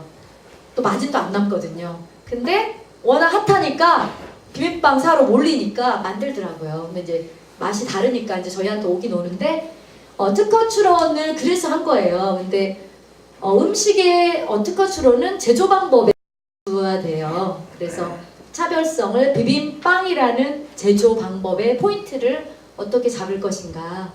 근데 상표 등록은 안 해주더라고요. 지역명이 들어가고 전주라는 이름이 들어가고 비빔밥이니까 고유명사가 들어가고. 그런데 저희가 상표 등록도 좀 해놨어요. 상표 등록은 된 상태거든요.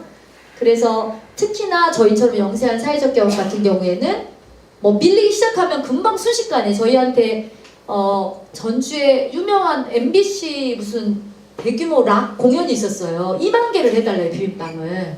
불가능해요. 열흘 동안 만들어야 되거든요. 근데 하루에 2만 개를 만들어 달래요. 거기 그 티켓 끊은 사람들한테. 근데 2만 개를 만들 수 있는 대량 생산 시스템을 갖춘 곳이 비빔빵을 만든다면 우리는 게임 끝이에요. 그래서 특허가 필요한 거죠. 네, 그래서 특허 출원을 해놓은 건데 굉장히 중요하지만 출원을 했다는 것만으로도 1년 그 기간 동안만이라도 우리 출원 상태다라고 이야기를 할 수가 있거든요. 그럼에도 불구하고 만들어요 주변에서. 왜냐면 조금만 다르게 특허를 또 출원하면 그 음식은 다 공개가 돼요. 그 제조 방법이 공개가 돼서 안 하는 데도 있어요. 근데 왜 해야 되냐면 그 선점 때문에, 희소성의 가치 때문에 하는 거고, 그럼에도 불구하고 공개가 되면 레시피를 하나만 바꾸는 거예요. 그러면 특허 나 그 레시피하고 똑같이 안 만들었는데 여기서 만들어 팔 수가 있어요. 그럼에도 불구하고 특허를 내는 이유는 아까 말한 우리의 어떤 혁신적인 아이템을 이제 선점의 어떤 가치를 유지하기 위해서 이렇게 했던 거죠.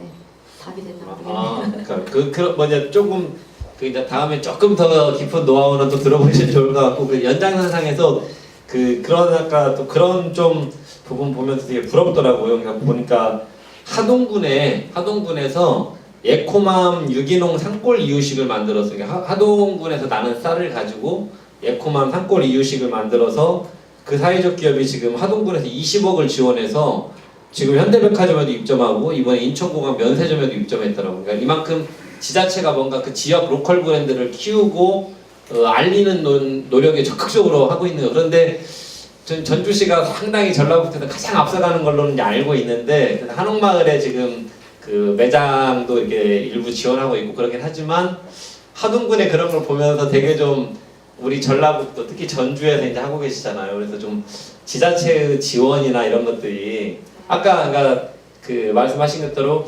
이 전주 비빔빵이 잘 돼서 이 천연누리 전주제과만 잘 되는 게 아니고, 아까 그 다른 사회적 기업이 애주를 주고 또 전라북도 많은 농산물을 또 그러니까 이게 파급하는 일자리나 경제적 효과가 있거든요. 그런데 그러니까 이런 거 관련해서 좀 혹시 전주나 전라북도에 뭔가 좀 이런 부분이 좀 더 이렇게 바뀔 필요가 있다거나 하는 부분에 대한 좀 말씀을. 네, 유튜브에서 전주시 관계자가 이걸 좀 봤으면 좋겠는데 보면 서운하려나?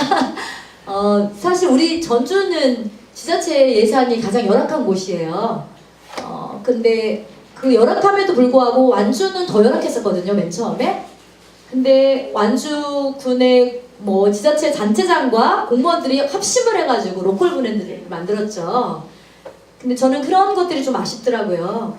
지역을 대표하는 로컬 브랜드를 합심을 해서 협력을 해서 동반 성장을 위한 동병상련하는 마음으로 협력을 해서 만들어 가야 되는데, 야 너희 도와주면 여기는 어떻게 하라고, 사회적 기업이 60개야 여기는 어떻게 하라고, 이런 마인드를 가지고 있으니까 안 되는 거예요. 균등하게만 주려고 하면 아까 말씀드렸던 것처럼 싹은 다 나지만 균등하게만 주면은 강한 아이템을 가지고 있는 데는 그냥 또 살아남지 못하고 똑같이 망해가는 거거든요. 그래서 튼튼한 나무로 키울 수 있는 지원도 필요한데 어떤 마인드가 일단 좀 변했으면 좋겠다라는 것. 그리고 전주시 관계자들이 지금은 많이 변했어요. 처음에는 전주 비빔밥? 거들떠도 안 폈죠. 네. 근데 지금은 알려주고 외부인들이 더 많이 이제 인정해주고 이러니까 이렇게 그 격려도 많이 해주시고, 청와대에서 일자리 논의하러 오면 저희 방문도 하고 그렇게 하고는 있지만 여전히 적극적이지 못하다. 그리고 이제 저희가 노인 일자리여가지고 한옥마을에 15평 저희 공간이 있었거든요. 식당이지만 저희가 국비 받아가지고 1억 6천 받아가지고 보건복지부 예산으로 세운 고령자 친화기업이 있었는데 전라북도 1호예요 저희가. 근데 거기 15평 중에 또 계약기간 끝났다고 반납하라고 해가지고 1년을 못 쓰고 15평 중에 6평만 받았어요. 그러니까 고령자 친화기업 중에 지자체에서 다 예산을 주고 건물도 세워주고 운영비까지 주는데 전주시처럼 뺏어가가지고 찌르는 데는, 축소하는 데는 전주시밖에 없어요. 얼마나 눈물이 났다고요. 정말 이루 말할 수가 없어요. 네. 근데 그런 과정이 이해를 못하는 거예요. 왜 천년누리만 주냐? 천년누리만 주는 게 아니라 고령자 친화기업이고 여수꽃빵도 우리 거 벤치마킹했고 새참수리 완주 것도 우리 거 벤치마킹했다. 지역에서 이걸 있는 것만이라도 지켜줘야지 어떻게 하라는 얘기냐. 그래서 여수평에서 할머니들이 서가지고 밥도 못 먹어요. 좁아가지고 손님들은 엄청 불평만 많이 하죠. 그래서 그런 면들이 아쉬운 걸 떠나서 저는 문제가 굉장히 심각하다라고 생각해요. 그래서 익산이든 전주든 그 어디든 지자체에서 함께 하동군처럼, 하동군 에코맘은 저희보다 차별화된 아이템이 없어요. 쌀은 어디나 유명해요. 김제 쌀이 유명하지 하동군 쌀이 유명하지 않거든요. 하동군은 본인의 쌀을 키우기 위해서 같이 힘을 합쳐가지고 그렇게 됐다는 거죠. 비빔밥 축제 때 비빔밥 축제는 10분 취재하고 10분 촬영이 나가고 우리는 20분이 나갔어요. 우리를 메인으로 내보냈어요. NHK에서. 그만큼 지역의 어떤 로컬 브랜드인데 그거를 어떤 지자체에서 함께 활성화를 시킨다면 오히려 지역의 일자리는 더 커지지 않을까. 시호님이시니까 앞으로 그런 마인드를 많이 가지셔서 일을 해주셨으면 좋겠습니다. 네. 네, 우리 뭐 익산시도 뭐 여러 가지 학원은 있지만 전주에 비하면 부족한 데인데 보니까 또 전주도 저희가 이렇게 보는 것처럼 많은 또 아닌 것 같아요. 그러니까 이 행정이 어떤 민간에 하는 일들을 지원하고 뭔가 육상하고 이렇게 하는 데 있어서 말씀하신 아마 현장에서 느끼고 계신 부분들이 많을 것 같습니다. 저도 말씀드리면서 우리 익산시나 익산시 구에 이런 데서는 우리 지역의 사회적 기업이나 협동조합 이런 사회적 경제를 위해서 우리는 잘하고 있나? 또 뭐 이런 데 대해서 생각도 해보게 되고요. 네, 뭐 시간이 많지는 않은데요. 그래도 혹시 꼭 좀 오늘 현장에서 뵀으니까 지금까지 끊임없는 열정에 그 에너지는 간단하게 말해서 그렇게 하기가 어렵거든요. 예, 저도 이제 협동조합 법인과 그 비영리 법인을 이렇게 같이 하고 있는데 저는 중도에 이제 멈춰 있는 상태예요. 이 끊임없는 지속력을 가지기 위해서는 어떤 그 지도자의 어떤 여러 가지 다양한 또 회원들의 어떤 그런 노력이 필요한데 사실은 제일 보기에 그 이끌고 가는 지도자의 그 과연 그 끊임없는 열정의 내공이 어디에 존재하고 있는가 이게 사실은 핵심적으로 듣고 싶은 내용입니다. 네, 우리 석공 장인이신데 석공인들의 어떤 협동조합을 만드셔서 해가시고 계시는데 아마 그런 과정에 느끼신 바들을 이야기하신 것 같습니다. 네. 미륵사지 석공으로 나무로 만들어서 그 기업가 정신에 뭐 세 가지가 있는데 뭐 첫 번째가 그 불굴의 의지 뭐 이런 거라고 하더라고요. 두 번째가 창의성 이런 뭐 세 가지 이렇게 얘기하는데 저는 그 질문 받을 때마다 천년누리가 장윤영이 와서 이렇게 변한 건 사실이에요. 제가 그 얘기 하거든요. SK 이노베이션에서 엄청 우리를 홍보를 많이 해줘요. 근데 SK 이노베이션이 우리 때문에 홍보가 되고 있다고 고객들이 얘기를 해요. 그래서 SK 이노베이션이 지원한 천년누리 전주 비빔밥, 뭐 사회적 기업상 수상 막 이래요. SK가 지원한 전주빵 뭐 획득 막 이렇게. 근데 그렇게 기업들이 많이 이렇게 홍보를 해줘서 너무 고맙죠 사실. 근데 제가 그 얘기를 하죠. 우리니까 가능했다고. 다른데 니네 250개 지원해도 되는 데 있고 안 되는 데 있지 않냐고. 되는 데는 이유가 있는 거라고. 결국은 사람이라고 생각하거든요 저는. 근데 그 사람이 하기 위한 것도 제가 4가지를 생각했는데 첫 번째는 우리가 할 수 있을까? 우리의 가능성을 제가 생각했어요 맨 처음에.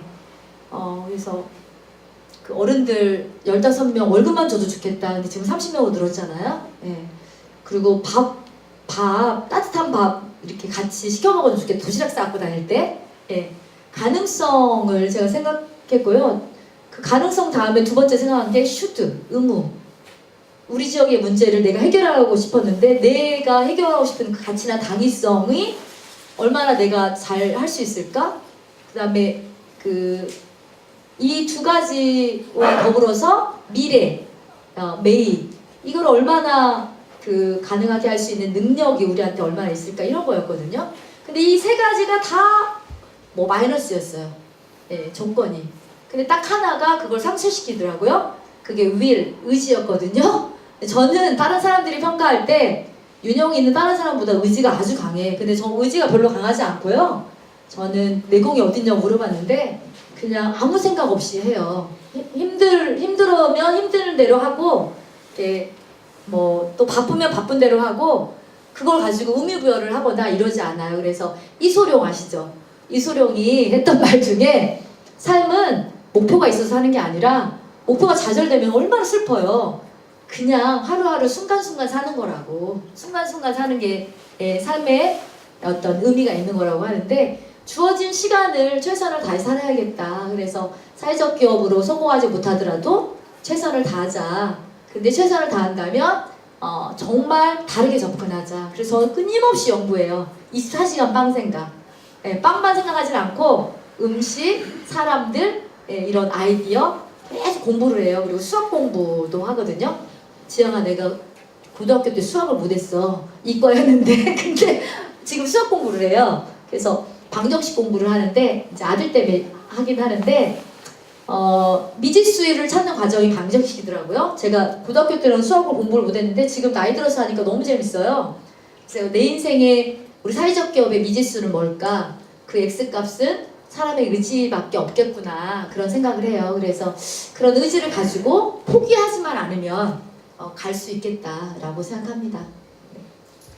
예, 그 한번 여쭤보고 싶었었는데 그 말씀 하셨네요. 그 사회적 기업의 성장 방정식이라는 표현을 쓰셨더라고요. 이렇게 글에. 그래서 그 성장 방정식에 뭐라고 생각하시는지가 좀 궁금했는데 잠깐 말씀 주셨고 시간이 이렇게 말씀 들어보시면 아마 뭐 그냥 얼마든지 지금 더 많은 이야기들도 듣고 이렇게 또 하실 수 있는 이야기도 너무 많으시고 그리고 여쭤보고 싶었던 것에 농업에 대한 여러 가지 애착이 많이 강하시고요. 또 자연농법이라든가 친환경 농업 그리고 또 이 건강과 관련해서도 이렇게 뭐 하실 수 있는 강연과 이런 것들이 많으세요. 또 건강 관련 강연도 하러 다니시기도 하고 그래서 일단 뭐 오늘 다 이 시간에 다 이렇게 소화할 수는 없지만 혹시 이 궁금하신 부분들은 페이스북 SNS를 통해서 질문도 하시고 이렇게 하시면 오늘 바로 패친도 맺으시고 하셔가지고 여쭈시면은 얼마든지 친절하게 답을 많이 주실 거고 그리고 또 더 좋은 건 천연요리 전수제과 시청 앞에 있거든요. 직접 가셔서 매장도 보시고 너무 바쁘시긴 하지만 또 찾아오는 손님들에게 항상 비빔밥도 데펴가지고 내주시고 이렇게 너무 친절하게 많이 말씀들 주시거든요. 이렇게 그런 시간 가져보시면 좋을 것 같고 그리고 아까 여기 솜니커피에 대해서 잠깐 설명해 드렸는데 솜니커피에서 그래서 익산에서는 처음으로 서로 이렇게 이제 협력을 맺어서 지금 솜니커피에서 비빔밥하고 갈비빵 전체를 다는 못하고 대표 상품을 또 판매도 하고 있거든요. 그러니까 전주빵, 비빔빵이나 갈비빵 오늘 하나씩 드리긴 했는데 또 좀 맛이 궁금하신 부분들은 솜니커피에도 이렇게 좀 들러보시면 좋을 것 같고 그리고 아마 뭐 이렇게 이야기 드린 대로 저는 이제 로컬 브랜드의 중요성에 대해서 요즘 되게 많이 생각이 들더라고요. 전주 비빔빵도 그렇고 이 솜니커피도 그렇고 익산에만 있는 어떤 특허를 낸 업체이거든요. 예를 들면 이와 같은 것들을 만들어가는 게 이제 우리가 앞으로 할 일인 것 같은데요. 어떤 이 시간 동안 뭐 같이 해줘 너무 감사드리고 아까 미래의 꿈에 대해서 말씀하셨는데 좀 또 이렇게 혹시 다 말씀 못 하신 내용도 있을 수 있는 것 같고요. 그래서 마지막 장윤영 대표님이 좀 마지막 남기고 싶은 말씀 한 말씀 듣고 오늘은 이렇게 좀 마무리 질문까지 포함해서 알겠습니다. 그냥 해주세요. 저한테 조금 전에 나이를 물어보셨는데요. 제가 61인데 앞에 입사를 띄워버리고 한 살로 지금 살려고 노력하고 있습니다. 저는 이제 딸하고 같이 판소리 보존을 하면서 하고 있는데 저기를 이다은의 판소리 상상력 이렇게 바꿔가지고 들으면서 계속 그렇게 대비하면서 열심히 공부했습니다. 감사합니다. 저희가 내년에 우리가 올해 지금 이제 익산학 배움터라고 이렇게 많은 강의를 준비했는데 내년에 또 다른 강의 하실 것도 많다고 하시니까 저희 쪽에 한번 나오시라고 오늘 감사합니다.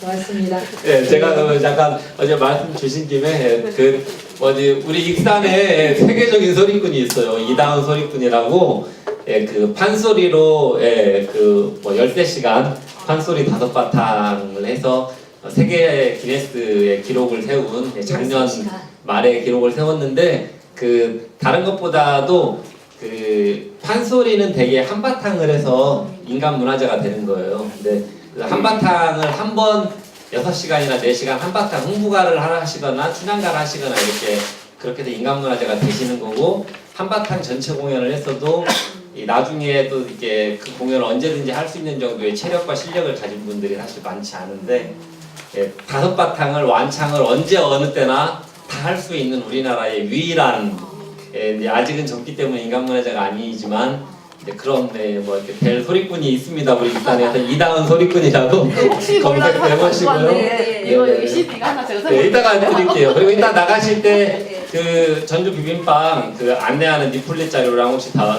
놔뒀으니까 필요하신 분들 다 가져가시고요. 네, 마지막 이렇게 말씀 예, 들으면서 오늘 이렇게 예, 마무리해 보도록 하겠습니다. 네. 그 저희 집에는 비빔빵이 차별되어 있긴 하지만 비빔빵 먹으러 왔다가 단팥빵을 더 많이 사가세요. 왜 그러냐면 그 장수 고냉지에서 할머니들이밖에 없어요, 시골에. 그 할머니들이 산에서 막 키운 팥을 제가 이번에도 5,000kg 샀어요. 5톤. 1년에 쓸 거거든요. 그거를 또 도시 할머니들이 직접 삶아가지고 만드니까 아주 그냥 전국에서 인기가 많아요. 근데 지나가시다가 전주에 오시면 언제든지 오세요. 그래서 팥빵도 드시고 가시고 커피도 드시고 가시고 세상 살아가는 과정에 인연이 그 제가 여기 천년누리 와서 사람이 되어갔다 이런 얘기를 하는데 농부들하고도 굉장히 친하거든요. 뭐 연예인부터 농부들까지 친한데 그 농부님들의 어떤 손길 이런 것들을 많이 느껴요. 소중한 거를. 그래서 우리가 함께 살아가는 지역 사회를 만들기 위해서 좋은 인연 맺을 수 있도록 편안한 마음으로 언제든지 불러주십시오. 네, 마치겠습니다. 네, 박수로 마치도록 하겠습니다. 그 다 같이 장민영 대표님 다음 주에 더 유명해지시면 만나기 힘들어요. 오늘 같이 다 같이 함께 오신 분들 기념사진 한 장 같이 남기고 마무리하도록 하겠습니다.